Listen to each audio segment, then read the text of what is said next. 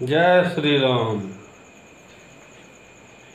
भारतीय संस्कृति में हिंदू समाज में जन्म कुंडली मिलाने का एक परंपरागत आदत बना हुआ है।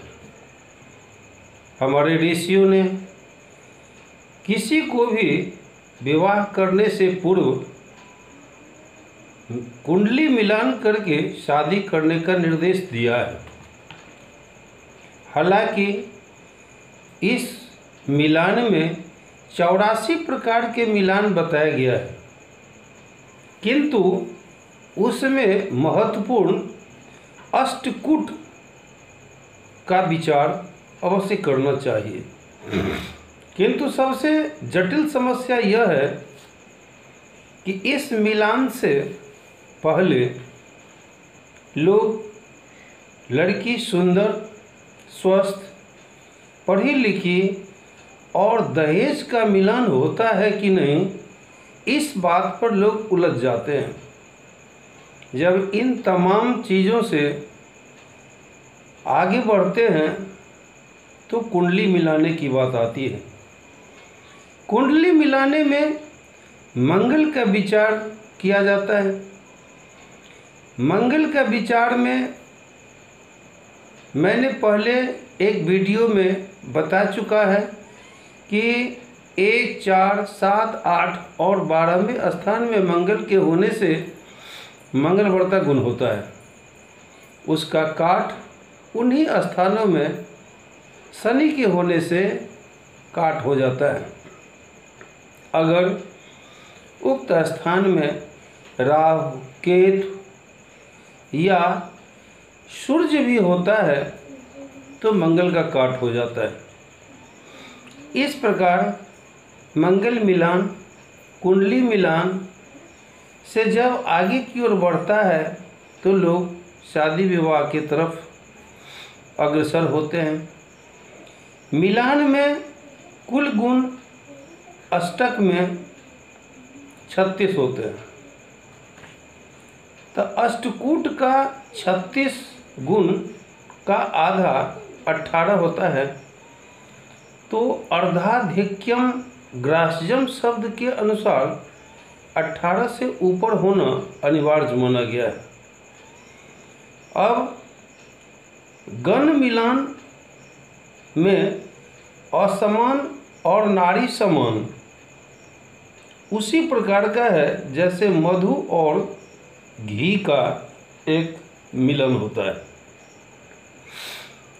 जब घी और मधु दोनों ही अमृत है और दोनों का स्वभाव अलग अलग है, किंतु अलग अलग होते हुए वह एक प्रकार का अमृत माना जाता है, किंतु समान मात्रा में हो जाने से वह जहर हो जाता है। इसी बात को जानने के लिए लोग मात्रा की विचार भी करते हैं। यहाँ भी कुंडली मिलान में असमान गण होने से उसी प्रकार का बात होता है जैसे मधु और घी का होता है। समान गुण में नारी उसी प्रकार का विस्फोटक होता है जैसे नींबू का रस पित्तल के बर्तन में रख दिया जाए। इसलिए यह मिलान आवश्यक होता है।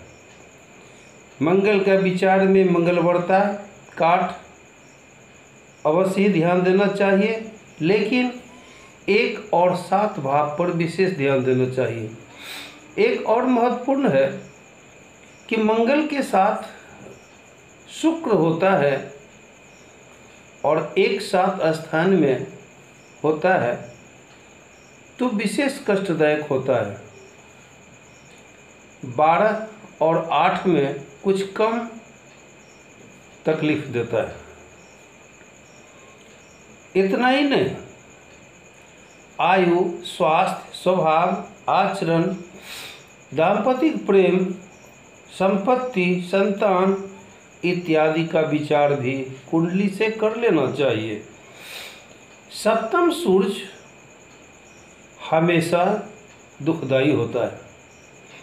इसे पृथकता जन्य दोष उत्पन्न करने का शक्ति बनता है और मंगल का भी वही गुण है, किंतु मंगल में घातक गुण होने से वह मौत भी देता है। सूर्य मौत तो नहीं देता है, किंतु अलग अवश्य कर देता है। हमने देखा है 32 वर्ष के अनुभव में कि जिस किसी लड़का या लड़की के सप्तम भाव में सूर्य रहा है, उसे पत्नी सुख पूर्णतः नहीं मिला है। उसे डाइवर्स केस अवश्य हुआ है, पृथक पृथक रहना ही पड़ा है। कुछ ऐसे केस मिले हैं जहां अलग अलग तो हैं लेकिन उन्हें संतान नहीं है। कुछ ऐसे हैं जिन्हें संतान तो हुआ, पति नहीं रहे या पति अलग हो गए। इस तरह के विचार को विशेष ध्यान देना चाहिए। इसीलिए मंगल का काट सूर्य से भी मानना चाहिए। अब आगे एक और महत्वपूर्ण बात है कि मंगल का विचार शनि से होता है, लेकिन शनि और मंगल दोनों सप्तम या लग्न में हो तो कभी भी इसे स्वीकार नहीं करना चाहिए। इसमें पंडित विद्वान ज्योतिषियों के फेरा में नहीं पड़ना चाहिए, क्योंकि यह विस्फोटक योग होता है।